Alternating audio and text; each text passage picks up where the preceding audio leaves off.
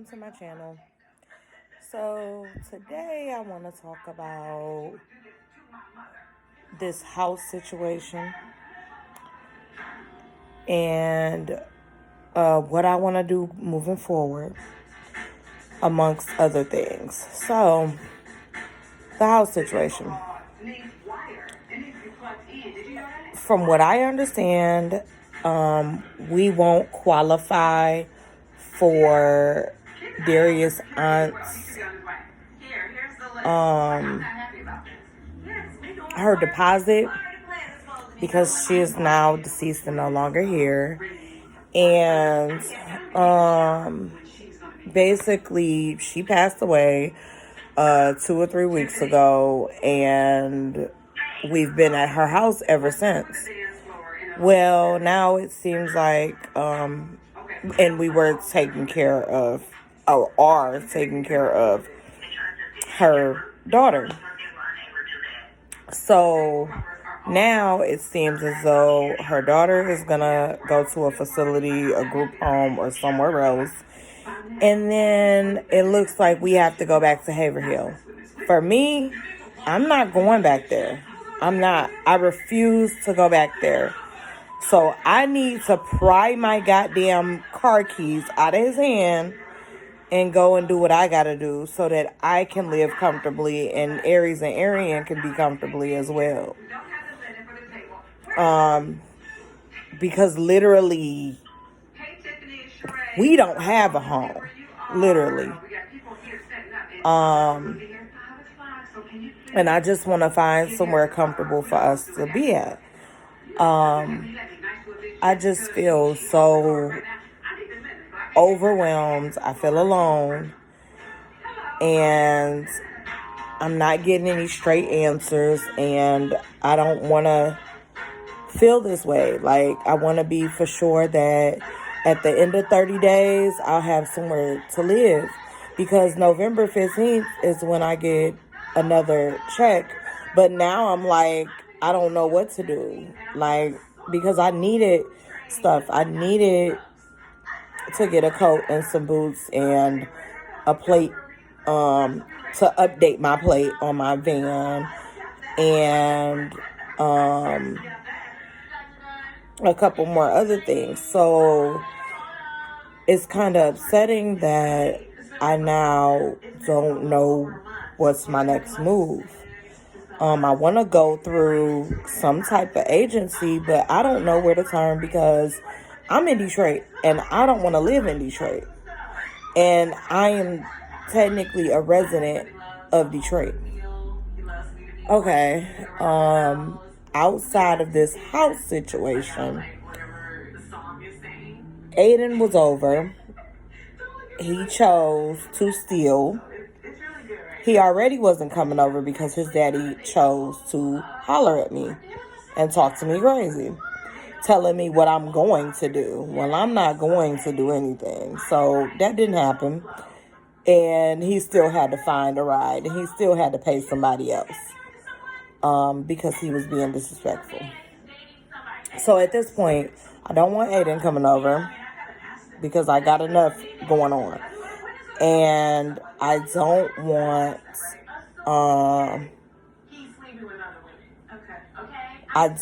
to keep tolerating the same crap from his dad or anyone else. So now I just gotta keep racking my brain because I know something. I know somebody else knows something, but I don't really want to ask anybody else because when people act like their information is gold and they can't give it to you. So I'm not even going to do that this time around. I'm just going to try to figure it out. Also, before I leave before I leave here, I have to make sure that I do something to my head so that I can be looking presentable for when I have to go to these different places. Also, DHS called me. And I can get cash assistance. But I have to figure out how I'm going to factor in Michigan Works. Factor that in around the kids. Factor that in around not always having my vehicle. Which I have to make him, like, literally give me my vehicle back. And it's sad, but it's true. And then he doesn't want to go and outright buy a vehicle. But my thing is, go get one and figure it out. Because I didn't expect to buy a vehicle and never, ever drive it. Or never, ever go and do what needs to be done. He always wants me to help him, but he never want to be there for me. Then we were having a conversation, and basically the conversation boiled down to he don't care that I can have babies. He don't care to help me. He feels like I should do everything by myself. And that's that. And for me, you the one decided to be in a relationship with me. I didn't want this. You decided to pump babies in me. I did not ask for that. I didn't ask for none of this. But at the end of the day, I was not getting an abortion. Because, first of all, abortions are not healthy. Second of all, I'm not doing that. Like, why should I have to go under every time? And then, of course, I didn't want any type of birth control. We live together, so it ain't gonna be nothing but baby making. Like, and I don't even have a choice in that sometimes. So for him to say he doesn't like me or he doesn't whatever, you keep pumping babies in me, so you got like something. So whether you like me or not, that's neither here nor there. I don't care whether he likes me or not. He don't have to like me. I'm not here for him to like me. But at this point, once I leave here, I don't want nothing else to do with him. I don't want him to be around Aries and Arian. I don't want to deal with him anymore because of the disrespect. And not taking care of Aries and Arian is what really gets to me. He don't do nothing for them but want to say, well, just give me custody. Why do you need custody to help me out? Like, why couldn't you take your kids when I needed you to do so? When I was trying to find a job. But then for you to...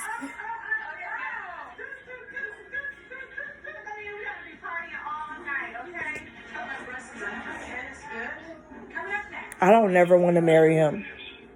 I don't never want to marry him. I don't want to marry into this family, and I don't want to marry him. I don't ever want to be in a relationship with him again because everything he has done has not been beneficial for me, Aries, Arian, or Aiden. And when you're getting in a relationship with somebody and they have kids, it should be beneficial for everyone. Second of all, he wants to put his hands on Aiden, and that's a no-no. You are not Aiden's dad. You should not be putting your hands on him. Especially when we don't have a relationship title, kind of. So why would you even feel that's okay? But he feels, you don't give me any permission. I don't give you permission to do that because look what you're telling me now, that it don't matter whether I can have kids and you don't have to be a part of any decision making. So since you don't have to be a part of any decision making, then you exclude yourself from all of that. But okay, whatever. But overall, that's what I wanted to say. Like, share, subscribe. Thank you. Bye.